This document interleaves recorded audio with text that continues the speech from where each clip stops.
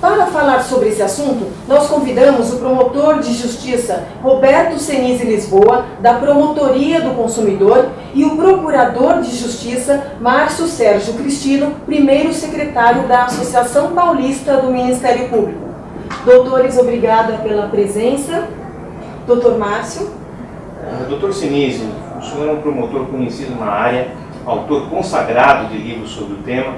O senhor poderia nos dar uma breve explicação sobre a situação que gerou a instauração do inquérito civil? O Superior Tribunal de Justiça Desportiva, que é um órgão ligado à Confederação Brasileira de Futebol, embora tenha autonomia em relação à Confederação Brasileira de Futebol, acabou julgando algumas causas relacionadas à suspensão de jogadores nesse final de Campeonato Brasileiro 2013. E a sua quarta comissão disciplinar, que é como se fosse uma turma ou uma câmara de um tribunal, acabou deliberando pela suspensão de 2 jogadores. Um do Flamengo, André Santos, por 1 jogo, e o outro, o Everton, da Portuguesa, por 2 jogos. A quarta comissão disciplinar julgou esses casos no dia 6 de dezembro. No dia 7 de dezembro, o Flamengo colocou o André Santos em campo e jogou. No dia 8 de dezembro, a Portuguesa colocou o Everton na segunda metade do segundo tempo do seu jogo. E no dia 9 de dezembro de 2013, essa data é muito importante, é que a CBF publicou a condenação e a suspensão desses jogadores. A partir do instante em que houve a publicação da CBF, na segunda-feira, às 8h45, embora a Portuguesa e o Flamengo tenham recorrido dessa decisão da comissão disciplinar, o STJD entendeu no dia 27 de dezembro que a Portuguesa e o Flamengo não obedeceram à decisão da Justiça Desportiva. E por isso, além de aplicar uma multa pela colocação indevida desses jogadores em campo, fixou uma pena de perda de 4 pontos para o Flamengo e para a Portuguesa. Com a perda desses 4 pontos, houve uma modificação na ordem de classificação de rebaixamento. E a Portuguesa acabou sendo rebaixada no lugar do Fluminense. Então a questão toda, do ponto de vista jurídico para o inquérito civil, não é se a Portuguesa tem que ser defendida, ou se o Flamengo tem que ser defendido, ou se o Fluminense tem que ser defendido. Futebol é paixão nacional, então tem muita gente que torce para um time, torce para outro, mas do ponto de vista jurídico não é isso que a gente tem que trabalhar. Do ponto de vista jurídico, o que nós temos que trabalhar é o seguinte: é válida uma decisão que pune jogadores e que faz com que um clube perca 4 pontos, quando a publicação dessa decisão somente ocorre depois desses jogos em que esses jogadores atuaram? A publicação ocorreu no dia 9 de dezembro. É a partir daí que há a publicidade do ato do Superior Tribunal de Justiça Desportiva. E o Superior Tribunal de Justiça Desportiva, no dia 27 de dezembro, desconsiderou a data em que houve a publicidade no site da CBF, argumentando que o artigo 133 do Código Brasileiro de Justiça Desportiva daria o direito a que a condenação fosse aplicada de imediato. O problema é que o Estatuto do Torcedor, que é uma lei federal, fala que a publicidade dos atos deve observar a mesma forma de publicidade dos atos dos tribunais federais. E deve ser feita ainda de acordo com o artigo 5º do Estatuto do Torcedor, mediante publicação no site de quem organiza a competição. Ora, quem organiza a competição é a CBF. Se a CBF publicou a condenação apenas no dia 9 de dezembro, é apenas a partir daí que esses jogadores não poderiam atuar.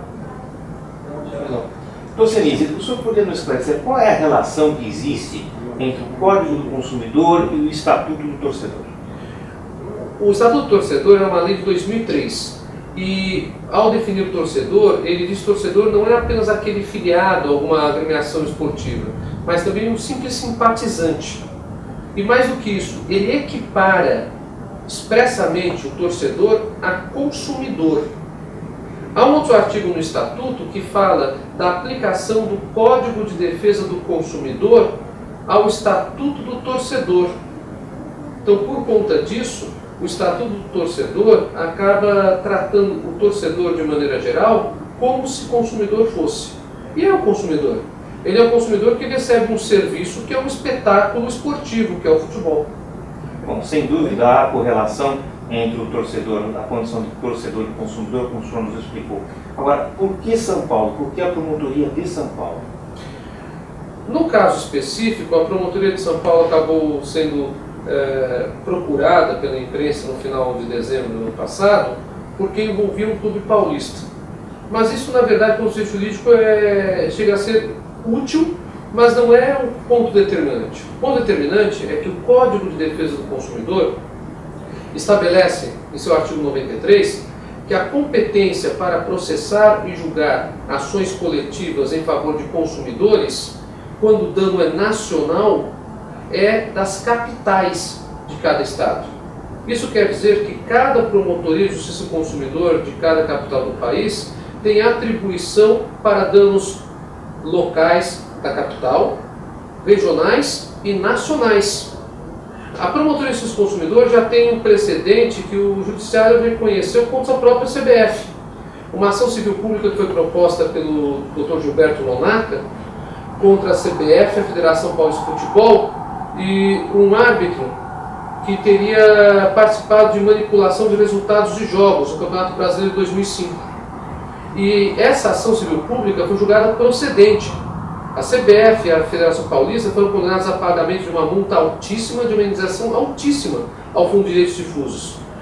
Houve um recurso por parte da CBF e da Federação Paulista de Futebol para o Tribunal de Justiça de São Paulo. O Tribunal de Justiça de São Paulo julgou, confirmou a condenação e manteve que deveria ser paga uma indenização. Apenas houve uma redução do valor da indenização, mas manteve a indenização. Então, a questão da competência é uma questão um pouco superada nesse aspecto, quanto à discussão. Nós já temos precedente, e além de termos precedente, com se equipar a torcedor a qualquer consumidor, de maneira geral, a promotoria da capital tem plena atribuição legal para isso. Doutor, este assunto ganhou grande repercussão na mídia.